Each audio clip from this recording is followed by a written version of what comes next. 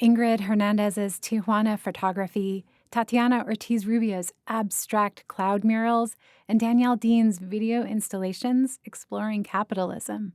As different as this year's Art Prize winners are, Ortiz Rubio pointed out a big connection. I also think it's quite important that we are three women working mothers, and I find that very meaningful today. Established in 2006, the prize celebrates the border region's visual arts talent with a little cash and a culminating exhibition happening next fall at Oceanside Museum of Art. The judges are out-of-town curators, a way of getting the word out about local artists and, in turn, putting San Diego's art scene on the map.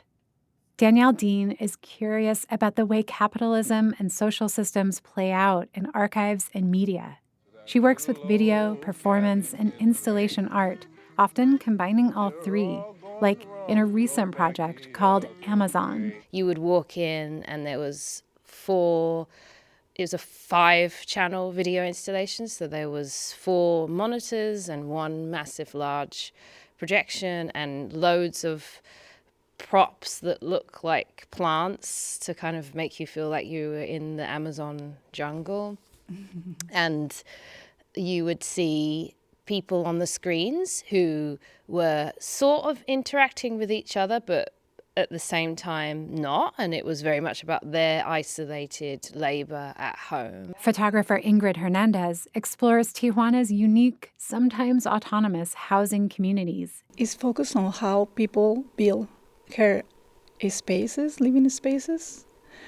Often they use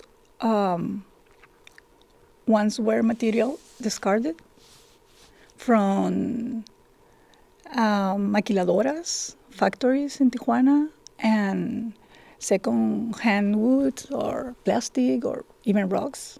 Some photos show structures from afar, askew on uncertain foundations, pops of silvery tarp. The indoor photos hint at her access and intimacy. She's not just documenting.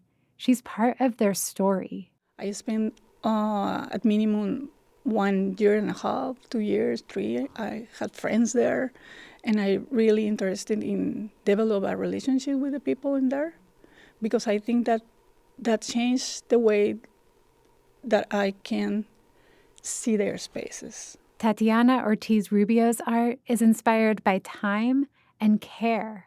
I caregive for my daughter who has complex disabilities, and I know in the underlying of my work, it has always been present, this idea of how someone with an intellectual disability experiences time differently. Sadly, it is completely based on what a productive body can offer to society. Recently, she created a living installation of medical equipment and chairs her daughter had grown out of and used medication bottles, a tangible representation of objects that, in her home, signify the passage of time. For us, they represent our whole story, so our time, her life in this world. They represent our hope, also some pain. Ortiz Rubio is also known for her cloud-like murals drawn with charcoal. She began one mural the day she got the call about her daughter's diagnosis.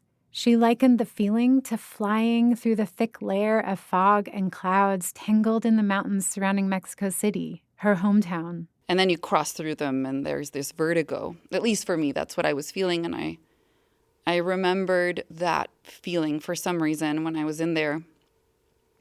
And I felt that that's what I started drawing. The three women's work feels cohesive.